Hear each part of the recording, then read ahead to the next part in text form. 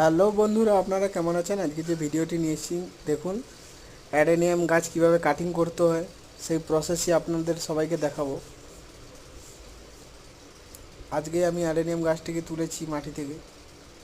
তো 5-7 দিন পরে অ্যাডেনিয়াম গাছটাকে লাগাবো। দেখুন, প্রথমে ছোট ছোট যে ডালগুলি আছে ওগুলোকে কেটে ফেলে দিতে হবে, যাতে আমাদের গাছটি আরও গ্রোথ করে।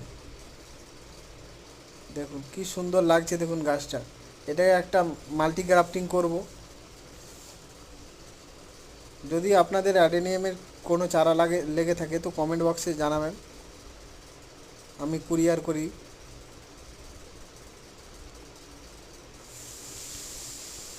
যদি আপনাদের এই ভিডিওটি ভালো লেগে থাকে তো প্লিজ আপনাদের বন্ধুদের কাছে শেয়ার করবেন, যাতে আরও সবাই ভিডিওটি দেখতে পারে।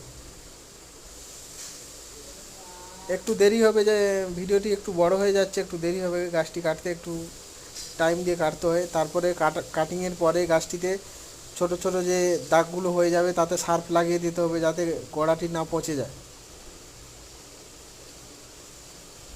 যদি আপনাদের এই ভিডিওটি ভালো লেগে থাকে তো প্লিজ লাইক করতে ভুলবেন না। থ্যাংক ইউ সবাইকে। নতুন বছরের প্রীতি ও শুভেচ্ছা।